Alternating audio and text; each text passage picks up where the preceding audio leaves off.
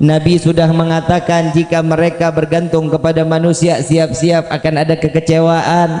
Kalau mereka bergantung kepada Allah, insya Allah akan senang dan bahagia dunia sampai akhirat, insya. Coba kita lihat kehidupan itu kalau sandar sama manusia, ya Allah senang kagak melarat. Ya, buat laki-laki banyakin sholat duhanya. Yang istri dorong doa dari suaminya apa? Tahajud sama sholat duha. Kalau kita udah bergantung kepada Allah, insya Allah bahagia Pak, bahagia Ibu. Rezeki mah sedikit banyak, alhamdulillah. Tuh lihat, kalau kita kan sekarang banyak kurang apa banyak lebihnya? Sampai mati juga kurang. Betul apa enggak? Betul apa enggak? Udah dandan cakep, Allah kasih lengkap, mata, hidung, bibir, jidat, mau lebar, mau deket, kuping mau caplang, mau kecil, mau lebar, terserah. Allah udah kasih pas buat kita. Betul nggak? Coba lihat, bapak sama ibu tiap hari ngaca nggak? Ngaca nggak? Cocok nggak? Ibu ngaca, bapak ngaca, nama yang dikasih buat kita dari orang tua pas nggak sama muka kita? Pas nggak? Ayo jawab, ngepas nggak? Coba kalau saya diganti nama Asep, ngepas nggak? Tuh, sekarang kalau bapak yang nama Asep, hidung begini, mata begini, panggilannya Rifki, nyocok nggak? Allah udah ngasih kita tuh nyocok, gak bakal kurang, demi Allah gak bakal kurang. Kadang manusia itu sudah dikasih, syukur dong sama Allah. Kenapa? Ini loh hadiah dari Allah, bentuknya seperti ini nih. Ya, bentuknya udah seperti ini. Sekarang enggak, hidung lah dimancung-mancungin, dagu lah dipanjang-panjangin, mata lah disambung-sambung. Betul? Rahang lah dibedel. Tahu rahang? Nih. Dandan boleh, ngerapihin, ngerawat boleh, mau laki mau perempuan rawat wajahnya nggak apa-apa, tapi jangan dirubah dong. Berarti itu kan sudah menyalakan kodrat dari Allah. Udah begitu, udah cari gimana nyocoknya. Paham ya? Yang perempuan rambut dipanjang-panjangin, disambung-sambung, begitu dijambak copot. Bagaimana, kan repot. Ya, udah syukur aja, udah alhamdulillah. Kalau semua kita bergantung kepada Allah, senang bukan main. Ada salah satu kisah, ada anak daripada Sayyidina Abdullah bin Umar bin Khattab radhiyallahu anhu wa radahuma. Beliau ini yang bernama Salim. Sayyidina Umar punya anak Abdullah punya anak namanya Salim radhiyallahu anhuma. Salim ini orangnya taat ibadah kepada Allah, ngikutin jejak kakeknya Sayyidina Umar bin Khattab radhiyallahu anhu waradahu. Tatkala beliau ada di dalam Ka'bah lagi salat minta sama Allah, lagi munajat dzikir kepada Allah, khalifah berserta rombongan datang. Begitu khalifah dengan rombongan di saat itu datang, masuk ke dalam Ka'bah, kebayang Pak, Bu, sholat di dalam Ka'bah, doanya ijabah langsung. Bukan di pinggiran Ka'bah, bukan di dalam masjid Mekah Al-Mukarramah, bukan, tapi masuk ke dalam Ka'bah, doa di hadapan Allah. Tiba-tiba khalifah saat itu duduk, sampingnya dia ibadah, dia sholat, dia minta, dia munajat, ditungguin. Salim tunggu selesai. Begitu selesai, lagi lengah sedikit, ditanya sama khalifah, wahai Salim, ada nggak apa yang kau inginkan? Disuruh ditagih sama pemimpin saat itu, khalifah pemimpin saat itu. Kalau kita bilang mah kuwu, kita bilang mah presiden lah ya. Itu seorang khalifah. Ditanya mau apa? Ada hajat apa, bilang kepadaku, katanya. Jawaban Salim, apa jawabannya? Engkau nggak malu wahai khalifah menanyakan kepadaku apa hajatku, sedangkan aku sedang di dalam rumah yang setiap kali apa yang aku minta diberikan oleh Allah. Ketampar nggak tuh khalifah? Ketampar bukan bukan main. Lah, minta seorang manusia ngasih sesuatu, nagih, dikasih, ditawarin, ditolak, sedangkan ini ada di dalam rumahnya Allah. Khalifah sadar, oh memang nggak pantas karena saya ngasihnya ada di dalam Ka'bah. Ya udah, tunggu Salim sampai keluar Ka'bah. Begitu Salim keluar Ka'bah, dikejar sama Khalifah. Wahai Salim, minta kepada kami, apa hajatmu, minta kepadaku, katanya. Ditanya lagi Mas Salim, ini urusan dunia, urusan akhirat. Urusan dunia dong, kalau akhirat mah saya nggak mungkin, katanya. Oh urusan dunia, maaf, urusan dunia aku minta kepada yang memiliki dunia, aku nggak pernah minta urusan dunia kepada yang pemilik dunia. Apalagi aku meminta kepadamu, makhluk hamba yang tidak memiliki dunia. Simak baik-baik pertanyaan ini, paham ya? Kalau dia Salim tidak pernah meminta kepada Allah urusan dunia, bagaimana seorang Salim meminta urusan dunia kepada hamba yang bukan memiliki dunia? Dari kisah ini ambil kesimpulan, Salim tidak pernah meminta selain kepada Allah. Yang pantas untuk memberikan pertolongan hanya, maka setiap manusia jika bersandar kepada Allah, jaminan di dalam kehidupannya dunia wal Rabbana atina fid dunya hasanah wa fil akhirati wa qina adzab. Tuh Nabi juga udah ngajarin doanya. Semua kan tergantung bagaimana kita. Coba model kayak kita, Pak Kuwu datang mau hajat apa, dana desa udah turun apa belum? Soklah bagi dua, bagi dua, bagi dua. Salim mah kagak. Coba urusan dunia dia nggak pernah minta sama Allah. Coba kalau kita urusan dunia minta akhirat, pernah kita minta sama Allah? Woi, pernah minta urusan akhirat sama Allah? Kapan? Kapan? Kalau lagi sakit. Betul? Padahal Allah udah kasih tanda lewat Nabi Muhammad SAW. Setiap manusia jika bergantung kepada Allah, kematiannya pun aman. Kenapa? Udah dikasih tanda-tanda sama Allah lewat Nabi Muhammad. Gigi copot, tanda mati. Oi, yang ngompong. Gigi copot, tanda mati. Yang kedua, kulit ditarik, lama baliknya. Apa namanya tuh? Keriput. Keot, kempot, iyalah begitu. Itu tanda mati. Mulut nggak ada rasa, pahit. Bukan corona, bukan. Tanda mati. Pernah mulut pahit? Pernah ngerasain nggak enak mulutnya? Tanda mati. Hahaha hehe. Orang dikawarin dikasih tahu tanda mati di sini mah pada senang, orang Garajati mah emang ahli sorga. Tapi bohong.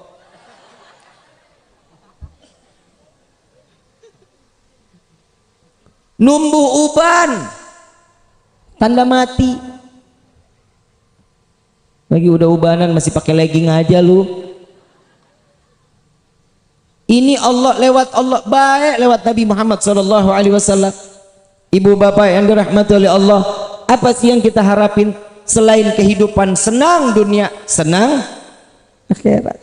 Dan jangan lupa, udahlah kalau kita urusan ibadah mah blow on, bener? Bener. Baca Quran kadang iya, kadang kagak. Kalau lagi iya, itu juga Ramadan. Ramadan juga minggu pertama, betul nggak? Satu juz nggak kelar-kelar satu minggu, bener? Tuh lihat. Tapi tolong diusahakan kita setiap hari lebih sering megang handphone apa megang Quran. Nggak usah dijawab, dalam hati aja, padahal mah malu kalau dijawab. Betul nggak? Sering baca WhatsApp apa sering baca Quran? Jangan dijawab, dalam hati aja. Kalau itu mah gue udah tahu. Betul? Yang nyelamatin kita WhatsApp apa Quran? Kenapa yang dibaca WhatsApp? Ini dunia udah mulai terbalik. Ibu bapak yang dirahmati oleh Allah, tolong sisain satu waktu aja, satu waktu sebentar, nggak sampai 1 jam juga nggak apa-apa. Ambil Quran, baca Quran. Bib, saya sibuk, nggak bisa sama sekali. Kalau udah kepepet banget, emang udah nggak udah sibuk bukan main, nggak ada waktu sama sekali. Minimal a'udzubillahi minasyaitonirrajim, bismillahirrahmanirrahim, alif lam mim, sadaqallahul azim. Gak apa-apa, yang penting tahu bahwa kita ini seorang hamba, tugasnya cuma ibadah. Kita baca Quran tinggal baca, nggak harus ngafal kayak para sahabat Nabi Muhammad SAW. Ini nih masalah di dalam hidup kita, makanya rumah tangga kita tuh ancur-ancuran, rezeki kita kadang datang kadang kagak. Kenapa? Karena kita sudah lupa sama Allah, seakan-akan kita nggak butuh sandaran lagi kepada Allah. Ibu bapak yang dirahmati oleh Allah, 1 tambah 1 tetap hasilnya 2, betul? Nggak bakal pernah menjadi 3, 4, 5, 6, 10, nggak akan. Tetap 1 tambah 1 hasilnya 2, sama. Rezeki banyak dikit semua dari Allah. Nggak akan. Kita kalau udah dikasih segini, alhamdulillah, syukur aja sudah. Sandarkan diri kepada Allah, syukur kepada Allah. Disitulah titel seseorang akan dititipkan iman dan dijaga oleh Allah sampai matinya. Amin ya rabbal. Salah kalau kita punya sandaran mah ke orang lain, sandar kepada manusia lain, ya naudzubillah min dzalik. Bu, Pak, ada satu kisah. Nih kita masalah rezeki saya bicara, boleh? Boleh ya? Nabi Sulaiman ngelihat semut. Tahu semut?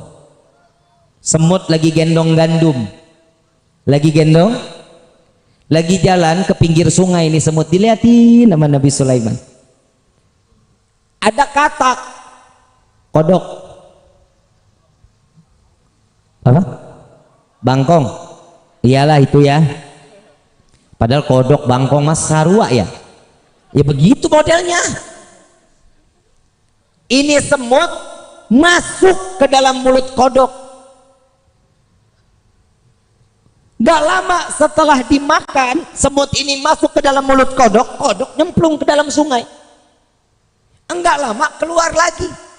Begitu keluar, semut keluar dari mulutnya, jalan tanpa bawa gandum. Nabi Sulaiman tanya, semut, habis dari mana? Habis ketemu kodok. Gandumnya kemana? Udah dititipin buat cacing yang di dalam sungai. Atas perintah siapa? Allah memerintahkanku untuk membawa gandum sampai aku masuk ke dalam mulut kodok, masuk ke dalam sungai. Semut mana bisa berenang? Cara Allah, itulah wasilahnya Allah memberikan rezeki kita lewat siapa aja, dan itu targetnya betul sampai kemana target yang dituju oleh Allah. Amin ya insya. Tuh cacing, binatang yang ada di dalam sungai persis rezekinya dengan aturan Allah, betul apa enggak? Masa kita kalah sih sama semut? Semut aja dapat perintah, begitu dapat perintah oleh Allah bawa gandumnya kepada cacing, tahu kodok udah siap, cacing tinggal makan. Masa kita manusia punya akal, punya hati, punya pikiran, punya perasaan, kita nggak bisa ngejalanin kehidupan kita hanya rezeki, hanya bergantung kepada Allah? Ada satu kisah lagi, semut diambil sama Nabi Allah Sulaiman. Ditanya, wahai semut, setahun makananmu seberapa banyak? Kata semut, 1 butir gandum untuk 1 tahun. 1 butir gandum untuk 1 tahun. Diambil semut ini, dimasukin ke toples, dikasih gandum 1 biji. Sampai 1 tahun dilihat itu gandum masih sisa setengah. Gandumnya sisa setengah. Begitu sisa setengah, Nabi Sulaiman tanya, wahai semut, katanya ini gandum habis dalam waktu 1 tahun. Kok sekarang sudah setahun masih ada setengah? Wahai Nabi Allah Sulaiman, jika aku di luar dari toples ini, pergantunganku kepada Allah, Allah memberikan rezekiku kepadaku banyak, tidak akan pernah terhingga.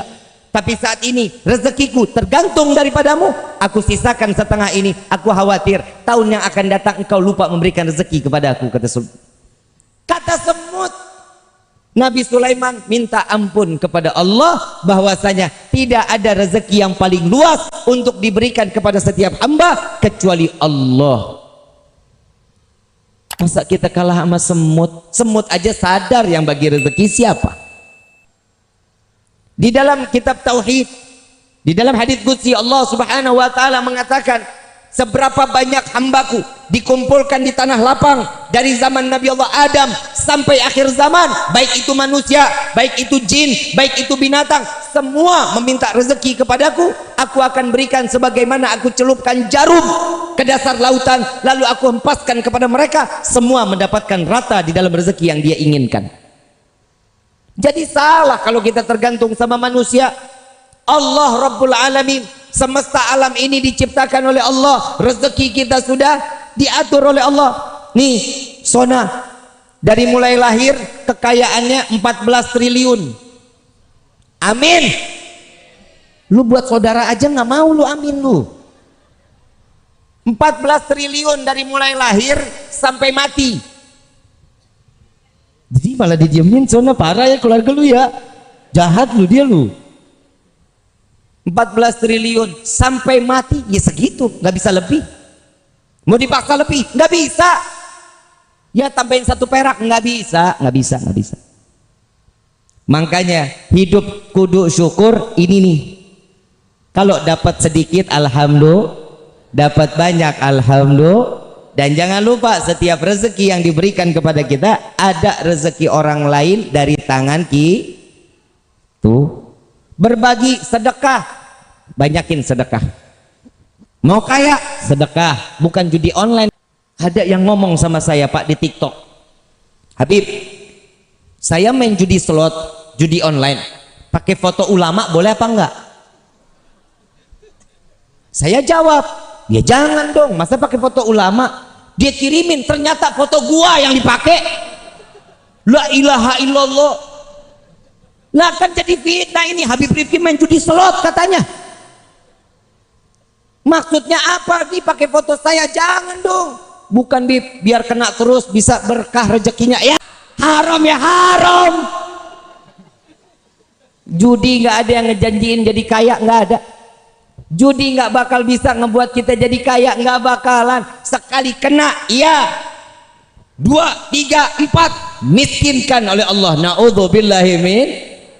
Nah tuh hati-hati ya. Yang jelas saya udah nyampein yang judi haram, betul insya Allah kita nggak bakal ngejalanin lagi lah. Udahlah main ngecak nomor apa namanya, togel nomor dicakin lah. Masa gara-gara nomor dapat duit? Tuh hati-hati ya, jangan. Udah rezeki pasrahin sama Allah. Mau kaya udah ada jalannya. Sholat duha 2, 4, 6, 8, 10, 12 tuh jalanin. Selesai lihat doanya, ya Allah jika ada rezeki yang kami yang dari atas turunkan, yang jauh, yang di bawah tanah keluarkan. Ini loh minta kita paksa Allah untuk memberikan rezeki buat kita. Bib, saya sudah baca Waqiah udah, saya sholat duha udah, baca surat Ibrahim. Begitu baca surat Ibrahim minta munajat kepada Allah biar dikasih keberkahan dalam rezeki. Setelah itu baca apa? Gak datang juga rezeki, baca surat Hajj, minta sama Allah biar diberkahin lagi rezeki kita untuk bisa menjalankan ibadah umrah dan haji. Amin. Masih enggak juga, baca surat Tanah. Lah emang gue salah? Baca surat Tanah juga, rezeki pasti bakal datang. Lah itu kan wasilah, betul, wasilahnya. Tapi yang pertama ikhtiar, tawakal kita boleh. Tahu nggak sih Bu, Pak, ikhtiar ini kan kita wajib, betul. Selain kita hanya kepada Allah, ikhtiar itu diperlukan di dalam hidup kita. Contoh, bapak ibu punya motor, ya, motornya nggak dikunci, kuncinya ditempel, paham ya? Kuncinya ditempel, ditinggal, udah saya tawakal kepada Allah. Itu namanya tolol. Begitu keluar hilang. Emang Allah tugasnya jagain motor lu lah? ikhtiar, taruh motor depan rumah, kunci setang, pasang gembok, kalau hilang ya takdir. Kenapa? Itulah gunanya ikhtiar. Semua tawakal lagi kepada Allah. Sama nih, hati-hati ya Bu Pak, nih kadang kita suka kafir tanpa sepengetahuan. Bapak ibu pernah sakit, cuman gara minum obat, obat disanjung-sanjung luar biasa. Kemarin nih, lu tahu nggak, kepala gue sakit banget sampai pengen pecah, hanya minum obat ini, wah sehat gua. Nah tuh kafir tuh. Hati-hati, yang ngasih penyakit siapa? Yang nyembuhin siapa? Jangan lupa baca alhamdulillah. Saya kemarin sakit kepala, begitu saya minum obat ini, alhamdulillah sembuh. Tuh. Bawa tetap nama Allah. Gak ada obat nyembuhin kita, itu wasilah. Paham ya? Jangan semua udah nih berkat ini berkat, nggak ada begitu. Semua Allah yang punya aturan. Allah yang kasih penyakit, Allah yang angkat penyakit kita. Kalau Allah kasih penyakit buat kita, sabar. Kenapa? Karena di situ Allah pengen nguras dosa kita. Amin. Tuh kan disuruh lagi. Ibu bapak yang dirahmati oleh Allah, kalau sudah sandaran kita kepada Allah, yakin kita kepada Allah, maka pertolongan Allah akan tetap datang kepada kita, insya Allah.